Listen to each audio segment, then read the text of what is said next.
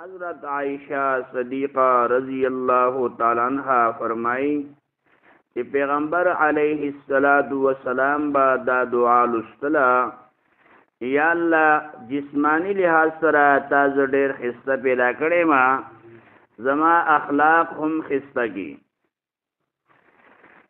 انسان لپاره دو قسم لا خایسون لی حسن او جمال لی یو ظاهری خایس دی او یو باطنی دی ظاهری تا خلق ویلے کی او باطنی تا خلق ویلے کی ظاهری آغی تا صورت ویلے کی او باطنی تا سیرت ویلے کی یو داسی دی چاگا بالکل خکار دی او په نظر باندې راځي یو داسی دی چاگا ظاهری اغا نخکاری اغی تا سیرت او کردار دا ویلے کی اسلام ډیر بهترین مذهب دی هر لحاظ سره انسان لپاره خیس ورکوي چې دی ظاهر او دارنګي باطن یو شان لشي ظاهر ښکارا او باطن هغه پټ دا ویل کی ډیر ثمرات او میوجات داسې دي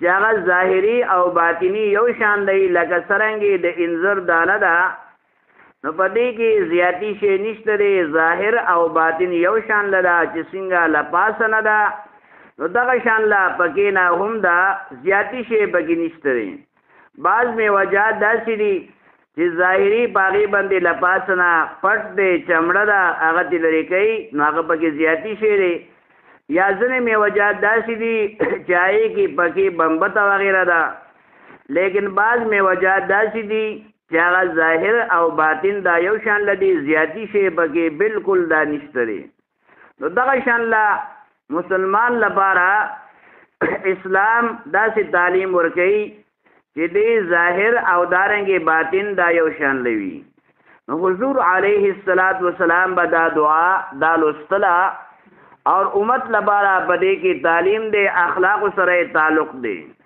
اللهم اے اللہ حسنتا خسته پیدا کړې متا خلقی زما پیدائش یعنی ظاهری تاز ډېر خسته پیدا کړې ما فاحسن زیاد خسته کی خلقی زما اخلاق دا دعا به حضور علیه السلام دا لستلا اللهم حسنت خلقی فاحسن خلقی یا الله ظاهری طور سره زتا خسته پیدا کړې ما نو خسته کی زما اخلاق نو حضور علیہ السلام چې څنګه الله تعالی پیدا کړی دی نو داسې دنیا کې هیڅ څوک نه پیدا کړی الله تعالی پیغمبر علیہ السلام دا ظاهری حسن او جمال اور خواهش دا ډیر زیات ورکړو دنیا کې چې څومره حسن او جمال له څومره خواهش دی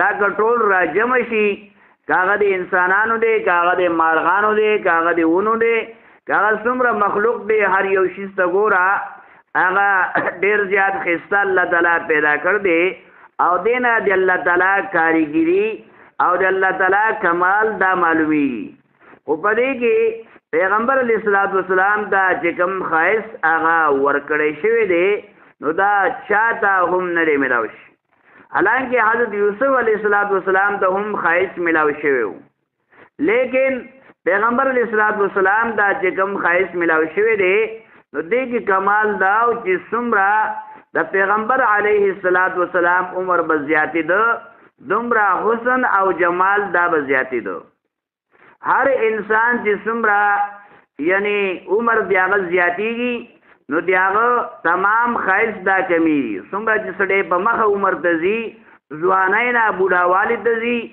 نو دیاغه تمام طاقتونه دا کمزوري کیږي او دیاغه حسن دیاغه خواهش دیاغه طاقتونه دا تمام رو یعنی دا کمی او دارنګي ډېر وس کې روان دي لیکن د پیغمبر علیه السلام چې څومره په مخ روانو لکه نننۍ ورځ ده نو نننۍ نه د سبانۍ ورځ حسن او جمال زیاتو دارنګې هر قسم لا چې کوم نعمتونه پیغمبر ته ملاوي شي نو دا صرف پیغمبر سره خاص ده چې هر ورځ د مخکنۍ نه ترقی کې روانو. یو ځل پیغمبر اسلام والسلام چې کو تراغه به انتها خوشاله نو حضرت عائشه صدیقه رضی الله تعالی عنها تبوس کی چې دا ولې بس ماته الله تعالی طرف نه دا حکم راغی چې ستا هر رستنی رز دا مخکنۍ نه یعنی زیاده ترقی کی وی. نو هر لحاظ سره پیغمبر اسلام والسلام حسن او جمال کې په مخه دا روان دي. نو حضور اسلام والسلام با دا دعا لستلا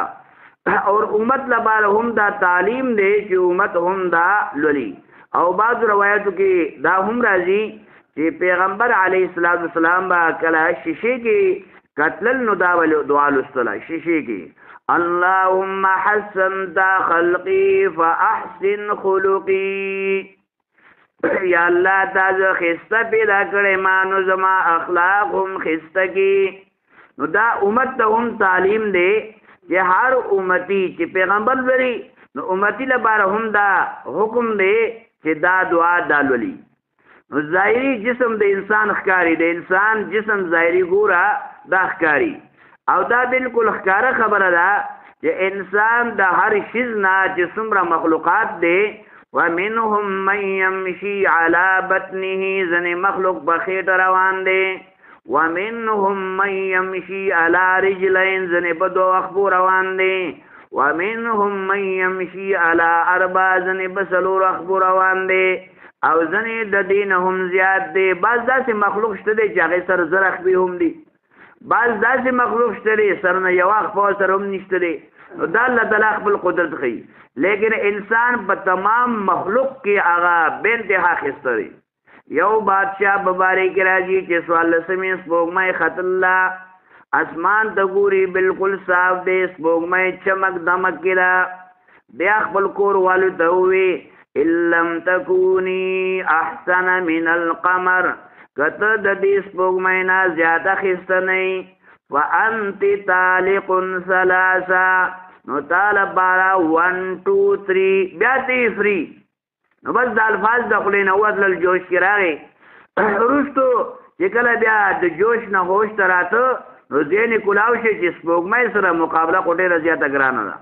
لهذا چا نه چې تپوس کوي نو بس هغه ورته دا جواب ورکوي چې ستا مسله داره چې کور والا دا تانه آزاده شوې ده. یو ځای کې امام اعظم ابو حنیفه رحمت الله علیه شاګرد دی هغه وی که تاسو ماته د دې جواب دغه راکوئ نو زه به د دې جواب ورکړم ماته اجازه راکوي. صحیح ده. نو ډېر علما ناست دي ډېر سمجدار خلک ناست دي. د امام صاحب شاګرد ته جواب ملاو شو نو هغه سورت 3 ولوستو.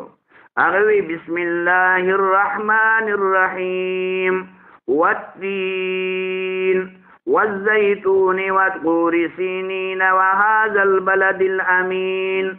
تین مقام گوارے زیتون مقام گوارے اور توری سینا یعنی تور غر کوئی ٹور وغیرہ اور دا خار دی مدینی گوارے پدی منی لقد خلقنا الانسان یقینی پیدا کر دے منگا انسان فی احسن تقویم دا هر شیز نخستا. نو بس تا طلاق دا نشی ولی چې انسان دا ټول نخستا دے سپوږمۍ نه هر شیز نه انسان خستا دے. لہذا داغه طلاق هغه نشي یعنی بچ پاتې شو او هغه به انتها مطمئن شو او خوشاله شو. بهرحال انسان د هر شیز نه دا خسته دی هر شي سر ګوره دا کته دی هر مخلوق سر کته دی د انسان سر بر دی دا ولې چې دی کې دینی سمج دینی پوواله دی کې به وي نو سر الله تعالی اوچت اخره. دارنګه ډیر مخلوق داسې دی چې هغه خوراکي خلی سره صرف انسان الله تعالی دا کمال ورکړ دی چې دی لاس سره خوراک اور سکا کوي دا فضیلت دی انسان. دارنګي نور مخلوق د ګورا دیغه خوراک د ګورا لیکن د انسان خوراک فرق منی دا جدا دی. دارنګي قوت ګوئی ولا ورکړ دا غټ غټ مخلوق دی چې انسان دیغه مقابله کې ډیر وړي کړي لیکن هغه دا قوت ګوئی یدي وینا طاقت نه دی ملاوي شوی. لیکن انسان ته الله تعالی د وینا طاقت هغه ورکړي دی وینا طاقت. دارنګه دنیا کې چې څومره مخلوق دی غټ غټ مخلوق دی دا ټول د انسان تابع ګرځول دی. ظاهری او باطنی هر لحاظ سره انسان ته فضیلت او دارنګه غورواله دا حاصل دی. د دې وجنه انسان با شکریہ ادا کوي. اور بعض علما فرمایي چې انسان چې کوم دی دا عالم اصغر دی. عالم دنیا ته وي اصغر وړه، یعنی دنیا چې څومره دنیا ده د ټول دنیا نقشه د انسان جسم کې فټ ده. کاغه نور دی د هغې نقشه انسان جسم کې شته. سپوږمۍ ده، ځنګل دی، ځمکه ده، غرونه دي، نهرونه دي، دارنګې دنیا کې څومره مشینري ده د دې ټولو نقشې وي د انسان په دې جسم کې شته دی. خو که انسان ورته سوچ او دارنګې فکر کوي. اللهم حسنت خلقي واحسن خلقي، یا الله تاسو ډېر ښایسته پیدا کړی ما، نو زما اخلاق هم ښایسته کړي. نو څومره اسانه دعا ده، لہذا که دا دعا ذهن کې رانشي نو بیا به د دې الفاظ سړی دا لولي. نو دا هسې هم لوستل ویل پکار دي. او د دې نه علاوه که چېرته یعنی عین کې او شیشې کې ګوري نو بیا به خامخا دا دعا لولي. نو دا د اخلاقو لپاره بهترین دعا حضور علیه الصلاۃ والسلام خود الله چې عائشه صدیقه رضی الله تعالی فرمایي چې پیغمبر اسلام با دا دعا لستله، اللهم حسنت خلقي واحسن خلقي. او دې کې دا الفاظ طرف ته هم اشاره ده چې ظاهري ښایست نه باطني ښایست هغه زیات ضروری دی. د دې وجه نه هغې لپاره احسن لفظ راغی. حسن معنا ښایسته، احسن معنا زیات ښایسته، چې د هغې نه زیات ښایست نه، یعنی د انسان کردار د انسان اخلاق هغه د ظاهر نه زیات ښایسته پکار دي. یو انسان که ظاهري طور سره ډېر زیات ښایسته دی لیکن د هغه اخلاق ښایسته نه دي نو دا انسان څه کمال نه دی. انسان کې هېڅ قسم له کمال نشته دی، بیکاره انسان دی. د هغې مثال قرآن کې راغلی چې ابو لهب دومره ښایسته و چې هغه د اور د شعلې په شان له ښایسته و، لیکن د هغه مرګ خراب شوی دی. دارنګې قیامت پورې په هغه باندې لعنت ویلی کېږي، ولې چې ظاهري ښایسته و خو باطني ښایست هغه په زړه کې نه و، باطني ښایست نه و، اخلاق اور کردار دا نه و. او که یو انسان ظاهري ښایسته نه دی دله بیا هم شکریه ادا کول پکار دي، لیکن باطني ښایست هغه ته ملاو دی چې هغه اخلاق دي. د هغې نمونه بلال حبشي رضی الله تعالی عنه دی چې ظاهري د هغه ښایست نشتي، غټه غټې شونډې، غټې غټې اخبې، روان ورجار جسم او د رنګ نه تک تور، لیکن باطنی ښایست چې هغه دین دی، هغه اخلاق دی، الله تعالی ورته ورکړي.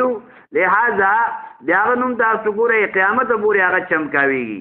نن که څه دی کې جومات دی، دا کوم جومات دی؟ دا بلال مسجد دی. که یو محلې نوم ګوري دا کومه محله ده؟ دا بلال محله ده. که یو انسان کوچ اخلي وي دا بلال کوچ دی. که یو انسان ځان لپاره هوټل کولاوي دا بلال هوټل دی، دا بلال مارکیټ دی. دارنګې که یو ماشوم له نوم ایږدي بلال نوم ایږدي. نو دا څه دی وجه نه چې د هغه باطني چې هغې ته اخلاق ویلی کېږي هغه شی وبږي او ظاهري ښایست نه و. نو رب العالمین قیامت پورې هغه چمکاو کو او د هغه نوم هغه چمکاویږي. او نن پورې داسې کس نه ملاویږي چې د ابو لهب نوم ځان لپاره یې ولې چې ظاهري ډېر زیات ښایسته و، لیکن باطني ښایست چې هغې ته کردار ویلی کېږي دا شی نه و. نو ظاهر ته څوک نه ګوري. اللهم حسنت خلقي واحسن خلقي، یا الله تاسو ډېر ښایسته پیدا کړی ما، نو زما اخلاق هم ښایسته کړي. نو دا دعا موږ مسلمانانو لپاره ویل پکار دي. الله تعالی دې موږ لا پوهې کېدلو عمل کولو توفیق راکړي. ربنا